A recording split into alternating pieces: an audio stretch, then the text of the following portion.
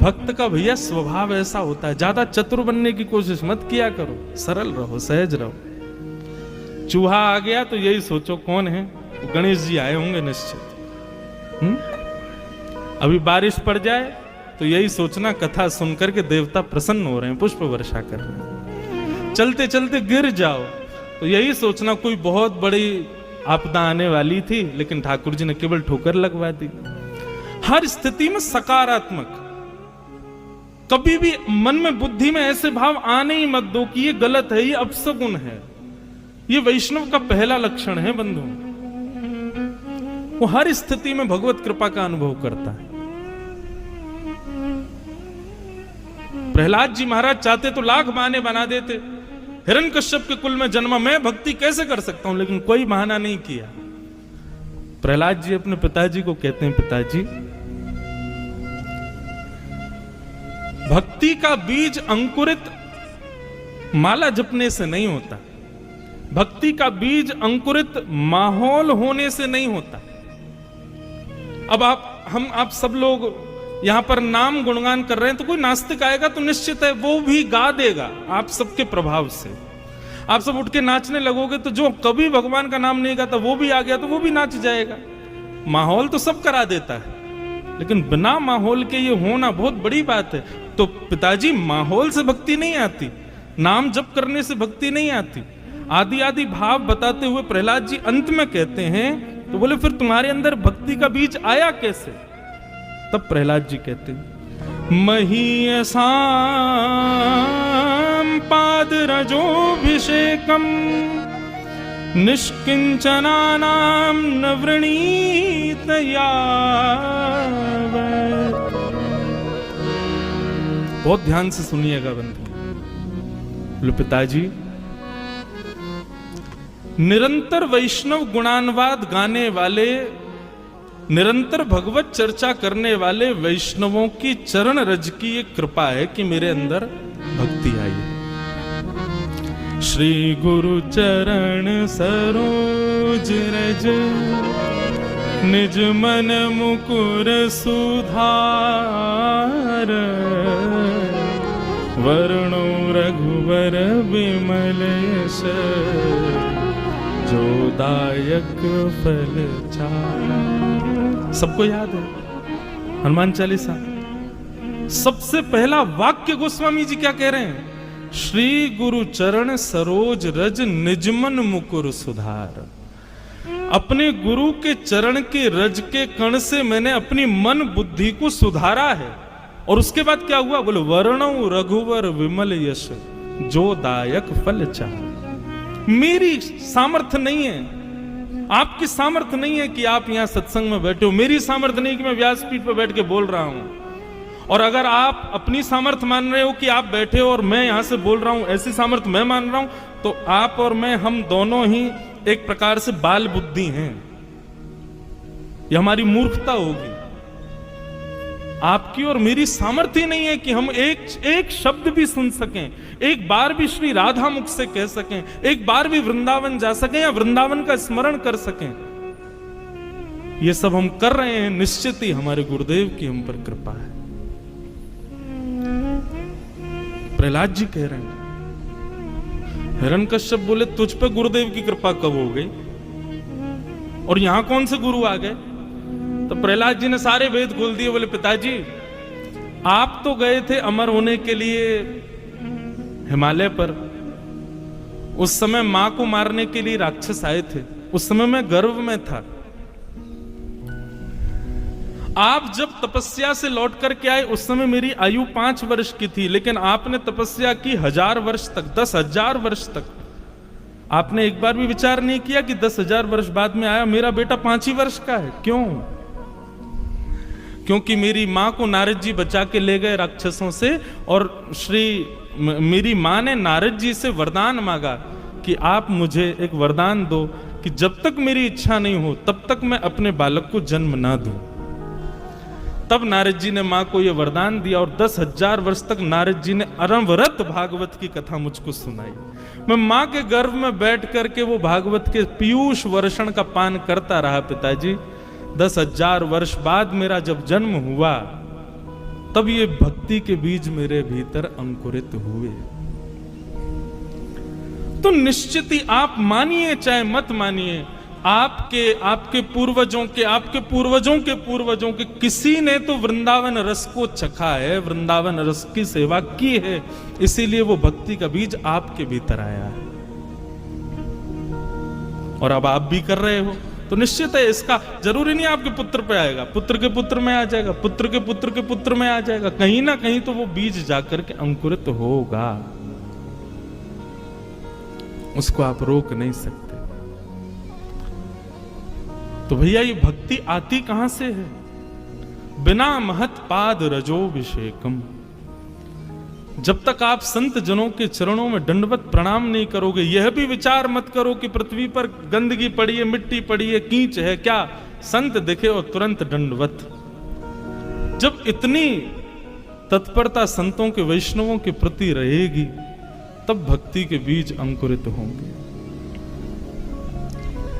तो निश्चित ही हम आप सब लोगों ने, या मेरे पूज्य नाना जी पंडित श्री कृष्णलाल शास्त्री जी, वे कहा करते थे, बोले लाला हम पूर्व जन्म में सूरदास कुम्मनदास तो नहीं रहे होंगे, पर जब सूरदास कुम्मनदास मीराबाई आदि ये सब ब्रज के भक्त वृंदावन में रहते होंगे और ये गली मोहल्लों से कहीं से निकलते होंगे, उस गली में हम आप सब लोग भी किसी ना किसी रूप में जाते रहे होंगे और उन लोगों की एक बार हम पर दृष्टि पड़ गई होगी।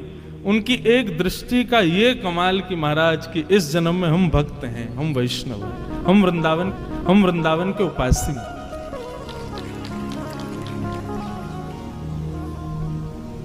एक गुरुवाणी सुन रहा था मैं, चरण कमल तेरे धोए धोए पीवा मेरे, सदगुरु दीन दयाल।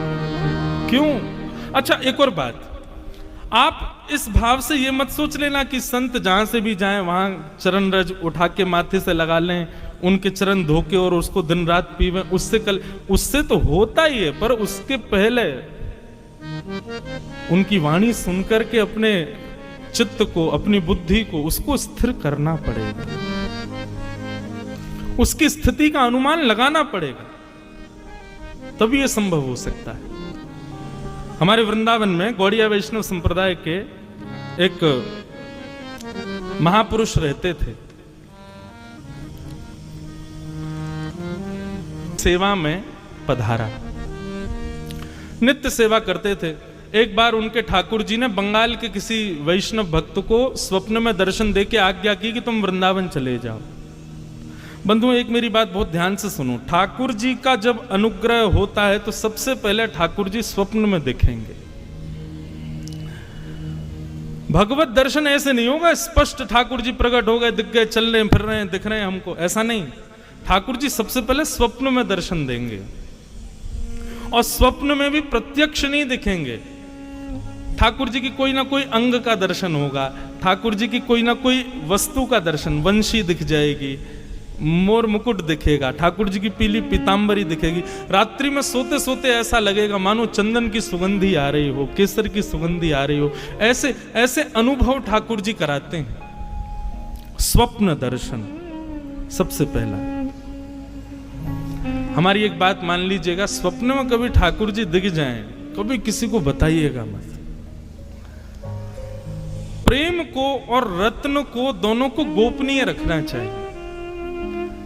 प्रचार कर दोगे रत्न कहां रखा है तो चोरी होने का भय रहता है। ऐसी प्रेम का भी ढिंडोरा पीट दोगे तो निश्चित है कि आपका प्रेम एक दिन नष्ट हो जाएगा। इसलिए प्रेम और रत्न दोनों गोपनीय रखने वाली वस्तु।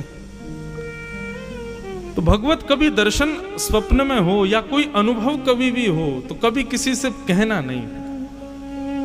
हाँ, कभी ऐसा लग रहा हो कि किसी की भक्ति में विश्वास जग जाएगा मेरे बताने से, तो कह देना, लेकिन बहुत सकुचा के संकेत में कहना, ज्यादा मत बोल देना।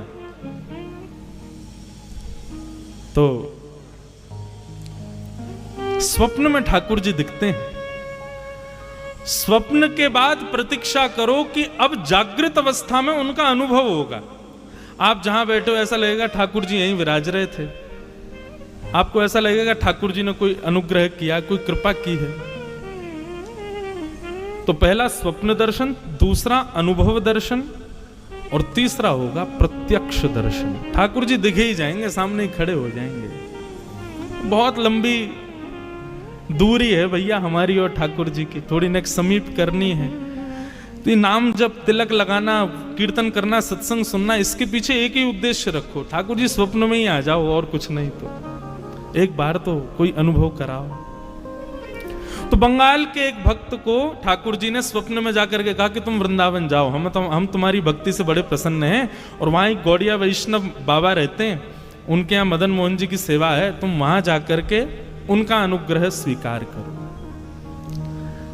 बंगाल से वो व्यक्ति वृंदावन आया, सत्य घटना है। वृंदावन आकर के उसने बाबा जी का परिचय पूछा, उनके पास गया, जाकर के उसने ये नहीं कहा कि ठाकुर जी ने स्वप्न में आज्ञा की है। भक्त का ये भी स्वभाव होता है, वो अपने ऊपर होने वाली कृपा का प्रदर्शन भी नहीं करता। एक बात से बचिएगा, भक्ति में प्रदर्शन की स्थिति नहीं आनी चाहिए। हम सबको दिखाएं कि देखो हम भक्त हैं, नहीं, ऐसा भी नहीं होना चाहिए। अपनी भक्ति को जितना हो सके गोपनीय रखो, छुपाओ। इस भक्ति की प्रणालिका को कहते हैं अंतर्निष्ठ भक्ति। जैसे एक प्रकार से आज की भाषा में कहूं, हमको कोई प्रिय लगता, हम किसी से प्रेम करते हैं, लेकिन कभी कहा नहीं है? लेकिन कई लोग होते हैं, अरे कह दो, कहने में क्या जाता है, बता दो कि तुम प्रेम करते हो। लेकिन कई लोग, प्रेम ज्यादा प्रिय कौन सा लगता है? जीवन भर प्रेम किया लेकिन कभी कहा नहीं, ये प्रेम ज्यादा अच्छा माना जाता है ना। ठीक वैसे ही ठाकुर जी के हम पर कितनी कृपा हो रही है, हमारी भक्ति कितनी, इसका ज्यादा प्रदर्शन नहीं होना चाहिए। उसको जितना हो सके गोपनीय रखो। तो आकर के बाबा के चरणों में प्रणाम किया। उसने नहीं बताया कि ठाकुर जी ने स्वप्न में आज्ञा की कि तुम वृंदावन जाओ। बाबा ने कहा, कहो कैसे आए? बोले, बाबा ब्रजवास करना है, आप अपने चरणों में हमको रख लो। अपनी गुरु प्रणाली बताओ, अपने दादा गुरु, परदादा गुरु, परदादा गुरु के नाम बताओ। आजकल ऐसा नहीं होता है। आजकल यदि पहले बंधुओं दीक्षा तभी देते थे, दीक्षा देने के बाद में आपका नियम होना चाहिए कि गुरु का नाम, दादा गुरु का नाम, परदादा गुरु का नाम, हमारे गुरु परंपरा में वस्त्र कैसे होते हैं, नाम जप कैसे होता है, प्रसादी कब होती है, गुरुओं के उत्सव कब होते हैं, ये सब गुरु प्रणाली में पूछे जाते थे। आजकल किसी को नहीं पता होते। लेकिन कोई बात नहीं, आप अपने गुरु को ही जानते हो, यही बहुत है। तो बाबा ने पूछा, अपनी गुरु प्रणाली बताओ। उसने कहा, बाबा मुझे गुरु प्रणाली तो नहीं पता।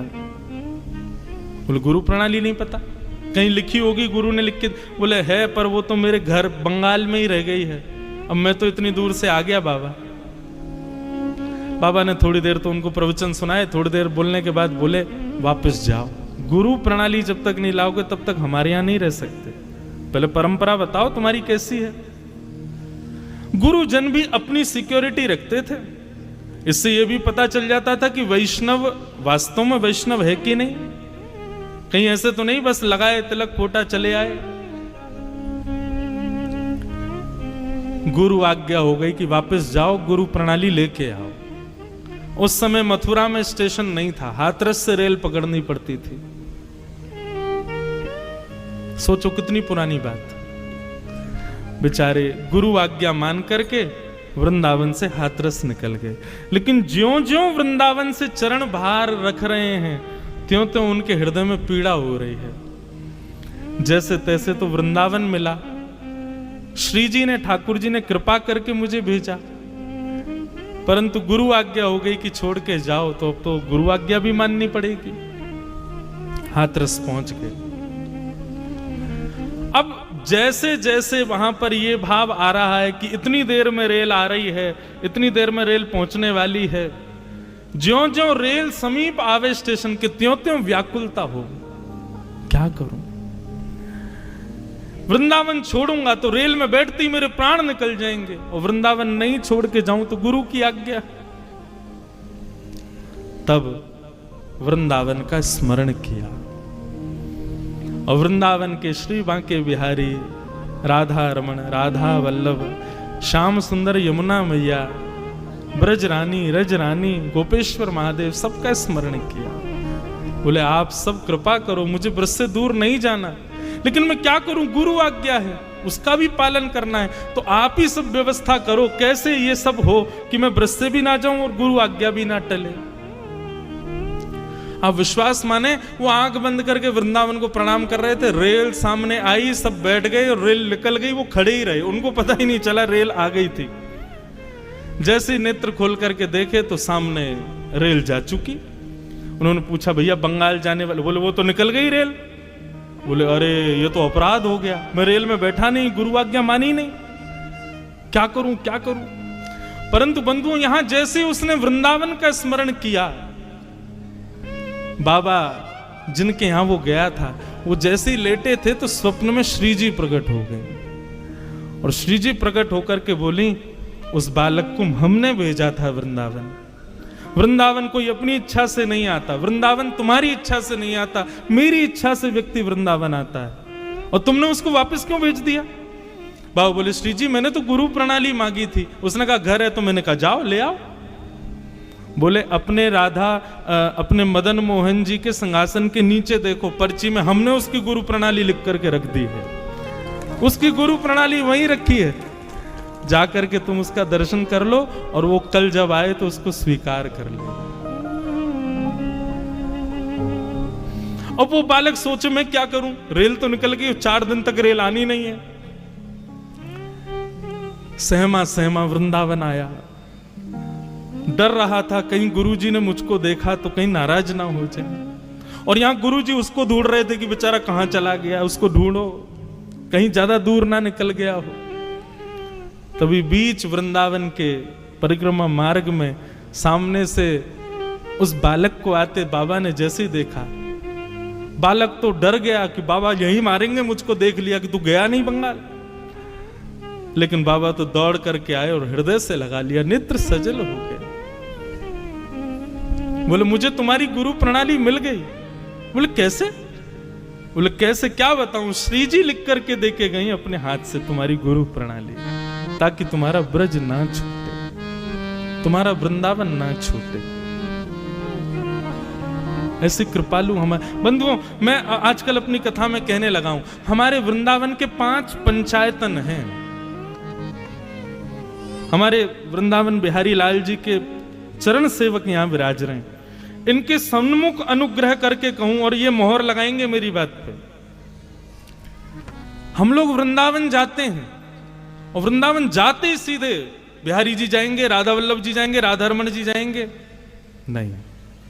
वृंदावन के कुछ नियम है भैया। स्कूल में सीधे क्लास में नहीं जाते, पहले प्रेयर करो, फिर उसके बाद प्लेज करो, प्लेज करने के बाद अपने नाखून दिखाओ, शूज दिखाओ, ड्रेस दिखाओ, सब चीज से जब टीचर्स देख लेंगे कि हाँ तुम स्कूल यूनिफॉर्म ठीक से पहन के आए, सब तब क्लास में एंट्री मिलती है ना। ऐसे वृंदावन के 5 पंचायतन हैं। वृंदावन जाओ, अब की बार जब वृंदावन जाओ हमारी कही बात मान करके जाना, आपसे निवेदन कर रहे हैं। सबसे पहले वृंदावन की सीमा में प्रवेश करते ही देखो, हमारी वृंदावन की प्रणाली का आप फॉलो करते नहीं हो, बिहारी जी स्वयं करवा रहे हैं। वृंदावन जाते ही गाड़ी से उतरो, पहली बैरिकेडिंग में गाड़ी सबको छोड़नी ही पड़ती है, वीवीआईपी घुस जाते हैं भीतर, बाकी सामान्य लोग तो गाड़ी लेके जा ही नहीं सकते। तो वृंदावन जाओ, सबसे पहले वृंदावन की सीमा में जाते ही गाड़ी से उतरते ही सबसे पहले वृंदावन की रज को माथे से लगाओ, पहले रज को प्रणाम करो, उसको धूल नहीं, मिट्टी नहीं, ये तो बोलना ही नहीं चाहिए, ये बोलना अपराध है, वो रज रानी है। सबसे पहले रज को माथे से लगाओ। रज माथे से लगाने के बाद ये हो गए प्रथम पंचायतनों में प्रथम है वृंदावन में, पहले रज को प्रणाम। रज को प्रणाम करने के बाद फिर वृंदावन में प्रवेश करते समय जितने वृक्ष वल्लरी आपको दिखाई दें उन सबको प्रणाम करो। जिन जिनको देख पाओ, जिन पर दृष्टि ना पड़े कोई बात नहीं, लेकिन जो तुम्हारी दृष्टि में आ जाए उनको प्रणाम करो। श्री हरिराम व्यास जी, नाम सुना है? हरिराम व्यास जी, वो तो वृंदावन में जाते और वृंदावन के वृक्षों को गले से लगा के कहते, वृंदावन के रूख हमारे माता पिता गुरु बंधु।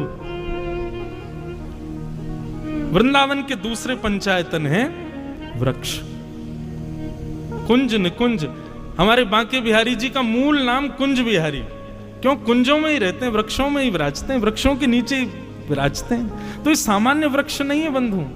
तो पहले रज को प्रणाम, फिर वृक्षों को प्रणाम, और तीसरा श्री यमुना जी को प्रणाम। कितने लोग वृंदावन जाते हैं, यमुना जी को वंदन नहीं करते। जिन यमुना जी का जल बिहारी जी पीते हैं, राधा वल्लभ, राधा रमन सब पीते हैं, पूरा वृंदावन यमुना जी के ऊपर ही टिका है। उन यमुना जी को पहले प्रणाम करो, और प्रणाम भी नहीं करना, आज्ञा लेनी है। रज से भी आज्ञा, वृक्षों से भी आज्ञा, उसके बाद फिर यमुना जी से आज्ञा, और चौथे ब्रजवासी। आपको जो ब्रजवासी मिले, चाहे आपसे तेज आवाज में बात करते हुए मिले, उनको भी प्रणाम करो। सब ब्रजवासियों को प्रणाम करो। हमारे ब्रजवासी ज्यादा गले मिले, ज्यादा प्रेम से बात करें तो समझना कि भैया अभी हमारी भक्ति में कमी है। लेकिन ब्रजवासियों के दारी के कहां ते आया है, कछु दे के जा, सेवा एवा करके जा, तो समझो हाँ श्री जी प्रसन्न है, ये हम पे गुस्सा कर। वृंदावन ये कोई मनगढ़ंत बात नहीं है। वृंदावन शतक में स्वयं लिखते हैं आचार्य गण, सम्मानम कलयाति घोर गरलम। वृंदावन में सम्मान विष के समान है। वृंदावन में क्या हो, बोले नीचपमानम सुधा। कोई आपका अपमान कर दे तो समझो हाँ बड़ी कृपा, जय हो, ये है बढ़िया। एक बाबा रहते वृंदावन में, हमारे घर आते मधुकरी पावे। तो मधुकरी पावे आते तो एक दिन पतो ना कहा भयो, अच्छा ब्रज भाषा निकल रही है, आपको समझ आ रही है ना। तो एक बार हमारे घर आए, आके बैठे, माता जी बोली बाबा रोटी प्रसाद, बोले ना चाहिए। दाल प्रसाद, बोले अपने राम को नहीं चाहिए। बोले खीर पाए लो, बोले अपने राम को नहीं चाहिए। बाबा दूध पी लो, बोले अपने राम को नहीं चाहिए। थोड़ा तेज बोल जाए, नेक हम पे चिल्ला जाए, नेक हमको नेक डांट दे, तब समझ में आएगी श्री जी की हम पे कृपा हुई है, हम पे अनुग्रह है। तो वृंदावन में पहले रज से आज्ञा, फिर यमुना जी से, फिर वृक्षों से आज्ञा, फिर यमुना जी से आज्ञा, चौथे ब्रजवासियों को प्रणाम। ब्रजवासी बहुत प्रिय है बंधु। जगन्नाथ जी का कभी आपको यदि चरित्र पढ़ने को मिले, जगन्नाथ जी की कोई कथा, मैंने एक जगह पढ़ा, मेरे नेत्र इतने सजल हो गए कि जब प्राचीन भारत में जब इतने साधन नहीं होते थे, तो लोग बाग जब चार धाम यात्रा करते थे, कोई ब्रजवासी यदि जगन्नाथपुरी जाता था, महीनों लगते थे पहुंचने में। तो श्री जगन्नाथ जी अपने स्थान पर खड़े खड़े आज कुछ ज्यादा ही प्रसन्न दिखाई दे रहे हैं। तो पुजारी गण पूछते, जय जय आज बड़े प्रसन्न हो। तो ठाकुर जी स्वप्न में आज्ञा करते, बोले सुनो कल ना 4 लोग वृंदावन से आ रहे हैं, एक नंदगाम से आ रहा है, एक गोवर्धन से आ रहा है, उनके लिए उचित व्यवस्था करो भैया, उनके लिए बढ़िया सुनो सामग्री की तैयारी कर लेना, मेरे ब्रजवासी आ रहे हैं। और सुनो बाकी सबको तो दूर से दर्शन करा देना, पर ब्रजवासी आए ना उनको गर्भगृह में लाके मेरे हृदय से लगा देना, मुझे बड़े प्रिय हैं। तो भैया ब्रजवासियों को देख करके यदि आपको ऐसा लगे कैसे बोल रहे हैं, कैसे चल रहे हैं, अरे देखो क्या कर रहे हैं, नहीं, ठाकुर जी के प्रिय हैं, जैसे हैं उनको प्रिय हैं। तो चौथी आज्ञा ब्रजवासियों से, और 5वीं आज्ञा हमारे वृंदावन में विराजमान देवादिदेव महादेव श्री गोपेश्वर महादेव, उनसे आज्ञा। गोपी प्रेम की, गोपी प्रेम की भिक्षा दीजे, कैसे हूँ मोहे अपनों कर ली। इन चारों से आज्ञा लेने के बाद गोपीनाथ बाजार में विराजमान श्री गोपेश्वर महादेव जाना, और वहां झोली फैला करके ऐसे महादेव से मांगना कि हमको गोपी प्रेम दो। आप बस झोली फैला देना, और उसके बाद आप बिहारी जी दर्शन करने जाना। जब इन 5 स्थानों से आप आज्ञा लेकर के जाएंगे और बिहारी जी जाएंगे, मैं दावे से कह रहा हूं मंच पर बैठ के, आपका रोम रोम पुलकित हो जाएगा मंदिर में प्रवेश करेंगे। आज तक हजारों बार बिहारी जी गए, लेकिन अब की बार ऐसे जाकर के देखिएगा, क्योंकि अब की बार क्या होगा, जब इस प्रकार से जाओगे, तो अभी तक तो बिहारी जी को आप देख रहे थे, लेकिन अब की बार बिहारी जी आपको देख रहे हैं। जब दिखेगा माथे पर ब्रजरज लगी है, जब दिखेगा ब्रजवासियों ने आज्ञा दी है, जब दिखेगा श्याम सुंदर यमुने मैया की कृपा से आए हैं, और जब देखेगा कि गोपेश्वर महादेव ने गोपी बना करके भेजा है, तभी तो ठाकुर जी निहारेंगे। हम सीधे क्लासरूम में घुसते हैं, पहले प्रेयर तो करो, पहले प्लेज तो करो, पहले यूनिफॉर्म तो अच्छे से पहनो। क्लासरूम क्या है? बोले बिहारी जी, राधा वल्लभ, राधा रमण, ये सब क्लासरूम है वृंदावन के, लेकिन पहले वहां की यूनिफॉर्म तो धारण करो। माथे पर रज हो, मुख में राधा नाम हो और हृदय में गोपी भाव हो, तब बिहारी जी देखते हैं, तभी बिहारी जी की कृपा होती है। और फिर जब इस प्रकार से जाओगे तो सब लोग बिहारी जी में जाके यही गाओगे। मीराबाई कहती हैं, लागे वृंदावन निको अली माने, लागे वृंदावन निको वन धाम की, ऐसो वृंदावन धाम। कृपा करें श्री जी, तभी वृंदावन की याद आवे, वृंदावन जावे को अवसर मिले। तो अब की बार भैया ये पंचायतन को पहले प्रणाम करियो, पहले रज को प्रणाम करियो, फिर वृक्षन को प्रणाम करके आज्ञा लियो, ब्रजवासी इनको, यमुना जी को और श्री गोपेश्वर महादेव उनको प्रणाम करो, तब आप बिहारी जी दर्शन करने जाओ। नियम से जाओगे तभी वाकई कृपा होगी। हमारे वृंदावन में आज एक भक्त प्रणाली, भक्त चर्चा कहीं पढ़ रहा था, तो वहां एक बहुत सुंदर कथा आई। एक श्री गिरिजा देवी नाम की एक महिला थी बिहार की, उन पर कैसी कृपा ठाकुर जी ने की। बंधुओं, श्रीमद् भागवत में 4 प्रकार के भक्त बताते हैं भगवान अपने। सब लोग इधर देखो, सावधानी से सुनो। दंड उत्सव मन रहा है भैया, हाँ, तो सबको दंड मिले, ये उत्सव रूपी दंड, इसलिए ध्यान से सुनो। थोड़ी देर और सुनो, फिर तो प्रस्थान है। अभी काय को प्रस्थान है? अभी तो रात्रि में और बढ़िया उत्सव यहाँ पे हमारे बाबा चित्र विचित्र जी आ रहे हैं, वो भी वृंदावन रस सुनाएंगे। अगली बार महाराज जी आप ये उत्सव करो ना, हमारे विपराग जी, तो इसको वृंदावन प्रकट उत्सव नाम देना। और चंडीगढ़ के जितने भी वृंदावन उपासी हैं, सब इस उत्सव में इसी भाव से आओ, वृंदावन प्रकट उत्सव। नहीं, यहां सब वृंदावन ही है। आप लोग भले ही जन्मे चंडीगढ़ में हो, लेकिन चित्त में सबके वृंदावन बैठा है। तो वृंदावन प्रकट उत्सव नहीं है, यहां कोई और चर्चा ही नहीं है। हमारे भी पराग जी, उनका पूरा परिवार सो रहे हैं, उठ रहे हैं, चल रहे हैं, फिर रहे हैं, हर क्रिया में भी वृंदावन ही चल रहा होगा, मन में श्री जी का ही नाम चल रहा होगा। 24 घंटे आदमी से कहो नाम जपो, नहीं जप पाएगा, लेकिन इस उत्सव के बहाने 24 घंटे चिंतन में वृंदावन और श्री जी ही हैं। वो आपके पास ही हैं, आपके संग ही बैठी हैं। और जैसे मैं कहूं भैया वृंदावन को श्री जी कृपा के बिना ना बच सके, तो यहाँ की जितनी व्यवस्था है ये वो सब श्री जी ने ही कराई है, ये वो कोई सामान्य व्यक्ति की बस की बात ना है। तो गिरिजा देवी नाम की एक सुंदर कन्या नहीं थी, उनके बड़े बड़े बालक थे, लेकिन पता नहीं क्यों वहां बिहार में बैठे बैठे उनके चित्त में ठाकुर जी के प्रति प्रेम उत्पन्न। अब इसमें आप क्या कहोगे बताओ? एक बिहार के बहुत बड़े संपन्न व्यक्ति की पत्नी थी, कभी वृंदावन आई नहीं, ठाकुर जी को देखा नहीं, उनके हृदय में कैसे भगवत भक्ति प्रारंभ हो गई? इसका मतलब यही है कि उन्होंने ठाकुर जी को याद नहीं किया, ठाकुर जी उनको याद कर रहे थे, ठाकुर जी उनका स्मरण कर रहे थे। मेरा सुमिरन हरि करें, मैं पावा विश्राम।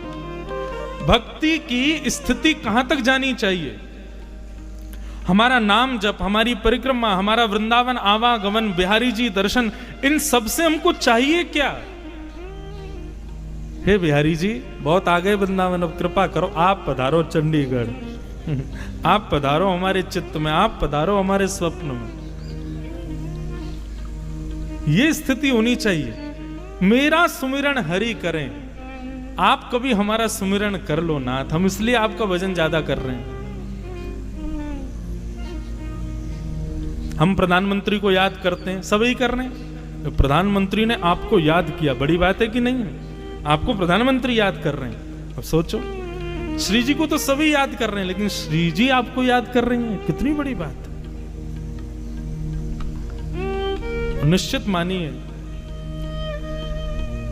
इसके लक्षण क्या है कि श्री जी हमको याद कर रही हैं? इसके सिम्टम्स क्या हैं? कैसे पता चले कि श्री जी को भी हमारी स्मृति होती है? उनको पता है कि कोई रमेश नाम का व्यक्ति है, कोई विपराक नाम का व्यक्ति है, कोई इंद्रेश नाम का व्यक्ति है। श्री जी को कैसे पता होगा? इसका ये हमको प्रमाण कैसे मिले कि श्री जी को पता है कि हम भी कोई हैं लाखों की करोड़ों की भीड़ में? आहा, ताको मन भक्तन की सेवा। श्री जी जिसका स्मरण करती हैं, उसके चित्त में भक्त वैष्णवों की सेवा का भाव प्रकट हो जाता है। मैं अपनी कथाओं में बंधुओं एक बात कहता हूं, नाम जप कोई भी कर लेगा, नित्य तिलक नियम कोई भी कर लेगा, गोवर्धन वृंदावन परिक्रमा कोई भी कर लेगा, हर महीने बिहारी जी का दर्शन कोई भी कर लेगा। ठीक है, सहज है, थोड़े कृपा की आवश्यकता कर लेगा, लेकिन वैष्णव संत सेवा हर कोई नहीं कर सकता। आप ठाकुर जी को जैसा भोग लगा दोगे बेचारे पालेंगे, जैसे वस्त्र पहना दोगे पहन लेंगे। सेवा तो असली तब होती है जब ठाकुर जी के जनों की सेवा करो। उनके सामने दाल में नमक ज्यादा होगा तो बोल देंगे, ठाकुर जी नहीं बोलेंगे कभी, जैसे ये दे दो भैया। लेकिन वैष्णव जनों वो कहेंगे भैया दाल में नमक ज्यादा, थोड़ा कम करो, मेहनत करनी पड़ेगी। ठाकुर जी की सेवा में मेहनत है ही नहीं। सेवा में मेहनत तो वैष्णवों की सेवा में, और वैष्णव प्रिय लगने लग जाए, वैष्णवों की सेवा में सुख मिलने लग जाए, तो समझो श्री जी आपको याद कर रहे हैं। श्री जी की स्मृति के बिना नहीं हो सकता। वृंदावन में एक रसिक रहते थे, वो सबसे यूं कहते थे, भाई कुछ भी कहो, कभी ये मत कहना कि अपने ठाकुर जी के दर्शन कराओ, मैं अपने लाल जी के कोई को दर्शन नहीं कराऊंगा। एक दिन सब पीछे पड़ गए, बोले इसके लाल जी में ऐसा क्या है भैया, ये मना करता है सबसे, मैं दर्शन नहीं कराऊंगा।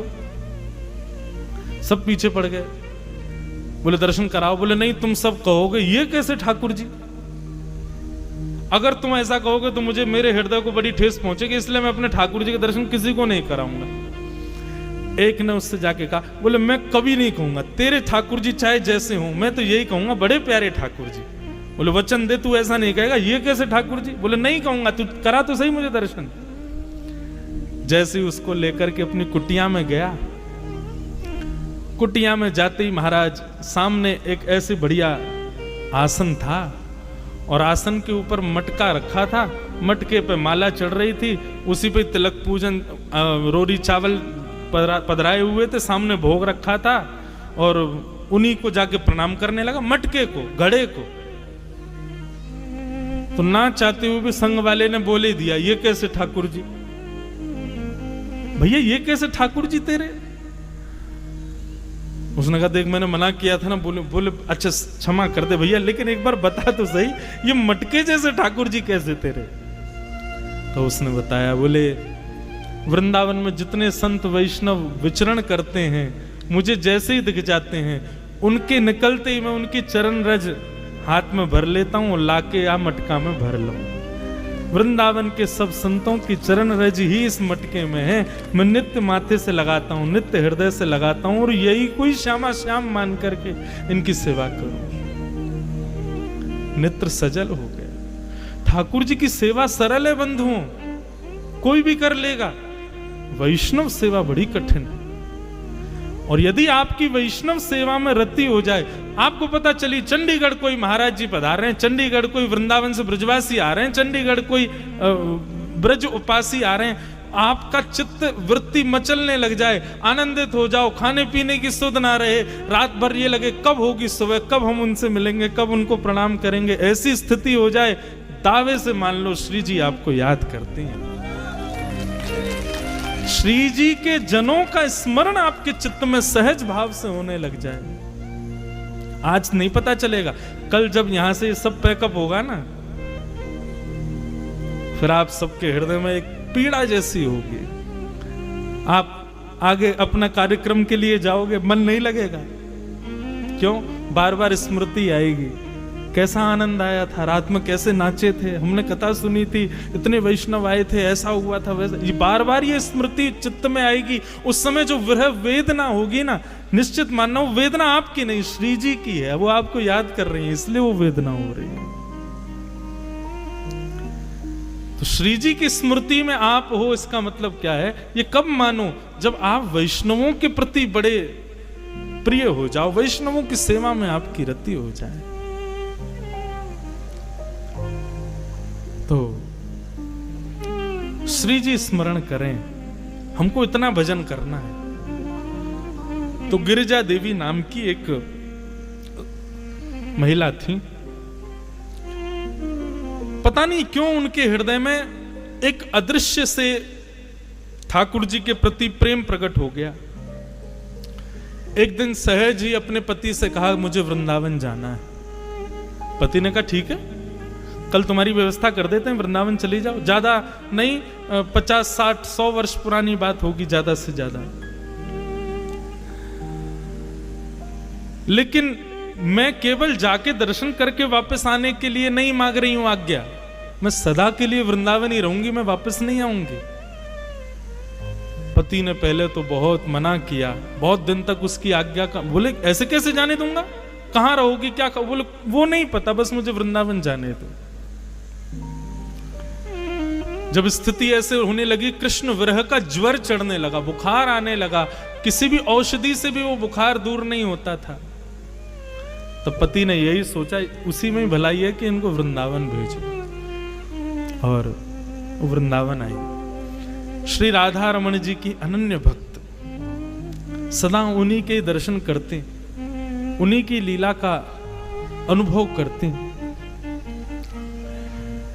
कभी ठाकुर जी स्वप्न में आते, कभी अनुभव में आते, कभी मंदिर में वो दर्शन कर रही होती तो उनको अनुभव होता कि कंधे पे बैठे हैं मेरे और मुझे ऐसे करके देख रहे हैं, ऐसा उनको अनुभव होता धीरे धीरे। लेकिन जैसे ही वो उस अनुभव में प्रवेश करती, ठाकुर जी अंतर्ध्यान हो जाते, उनको ये पीड़ा सहन नहीं होती। वो राधा रमन जी से कहती, आप आते ही क्यों जब आपको मिलना ही नहीं है? तो आप मुझे स्वप्न में क्यों दिखते हो जब आपको निरंतर रहना ही नहीं है? तो मुझे स्पर्श करके क्यों जाते हो जब मेरा स्पर्श नहीं आपको करवाना है? तो मत किया करो आप ऐसे। मैं नित्य मंदिर आऊं, आपको देखूं, चली जाऊं, यहीं तक भक्ति रहने दो ना। आप क्यों मुझे पीड़ा देते हो? ये गोपियों की स्थिति भागवत में यही है। नेह किम वदः विष जलाप्यया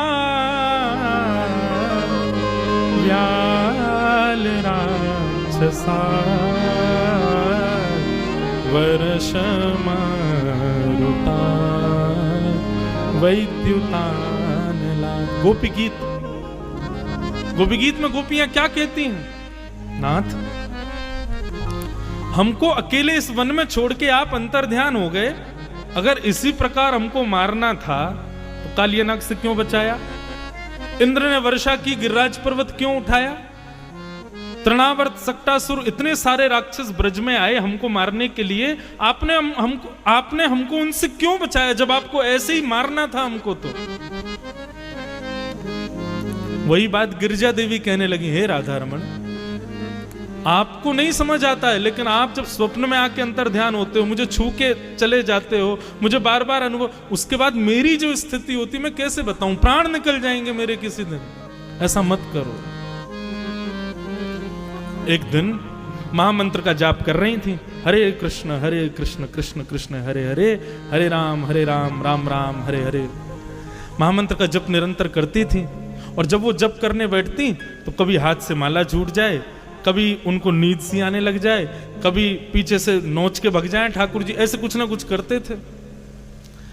पता नहीं उनके मन में कहां से ये भावना आई और उन्होंने माला पुनः उठाई और महामंत्र ना करके श्री राधा श्री राधा श्री राधा श्री राधा श्री राधा जपने लगी।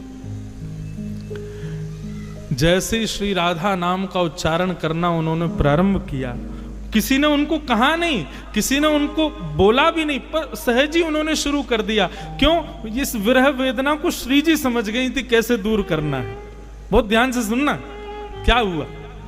जैसे श्री राधा राधा राधा जपने लगी तो गिरजा देवी एक गोस्वामी जी के यहाँ किराए पर रहती थी। नीलमणि गोस्वामी जी के घर पर किराए पर रहती थी। वो गोस्वामी जी को ज्वर चढ़ा था, वो लेटे हुए थे अपने बिस्तर पर। अचानक बिस्तर पर लेटे लेटे उनको पता नहीं क्या हुआ, वो कहने लगे गिरजा देवी को बुलाओ, गिरजा देवी को बुलाओ, गिरजा देवी को बुलाओ। लोग दौड़े दौड़े गए, अरे गिरजा देवी गोस्वामी जी पुकार रहे हैं, जल्दी चलो। वो दौड़ करके जैसे ही आई गोस्वामी जी के पास, कहो बाबा। तो गोस्वामी जी रोते रोते बोले, अब तुम मुझे छोड़ दोगी, तुम मेरा नाम नहीं जपोगी, तुम श्री जी को ही ध्याओगी, तुम श्री जी को ही पुकारोगी, मेरा नाम नहीं बोलोगी। ये भाव सुनते ही गिरजा देवी स्तब्ध हो गई। बोले ये हुआ क्या? तब उनको याद आया, बोले मैं महामंत्र करते करते श्री जी का नाम उच्चारण करने लगी, इसलिए ठाकुर जी ही इन गोस्वामी जी के मुख से मुझे संकेत कर रहे हैं और विरह व्याप्त करके कह रहे हैं कि मेरा नाम क्यों नहीं ध्या रही हो, मुझे छोड़ दोगी, अब तुम श्री जी की हो जाओगी और सदा उन्हीं की रहोगी, मेरा नाम नहीं ध्याओगी। तुरंत उन्होंने बैठ करके महामंत्र का जप किया। जैसे ही महामंत्र किया तो तब गोस्वामी जी ठीक हुए। तब उनको चाबी पता चल गई ठाकुर जी की। बोले अच्छा तो ये बात है, मतलब ठाकुर जी महामंत्र आदि ये सब ठाकुर जी के नाम हैं, सब अत्यंत श्रेष्ठ हैं। भगवत कृपा तब तक होगी नहीं जब तक उनके नाम गुरु प्रणाली से नहीं लोगे। लेकिन बंधुओं, जिनको बहुत विरह होता है, जिनको बहुत वेदना हो जाती है, जो व्याकुल हो जाते हैं कि क्या करें, श्री जी के नाम का सहारा ले लो। जब लगे कि ठाकुर जी अब कछु ऊधम मचा रहे हैं, सोई श्री राधा श्री राधा श्री राधा जपन लगो। ऐसी गिरजा देवी पर कृपा करते थे श्री राधा रमन लाल। श्रीमद् भागवत में स्वयं वर्णन है कि श्री जी का आश्रय ले लो, ठाकुर जी अपने आप कृपा करेंगे। इसीलिए मैं गाया करता हूं।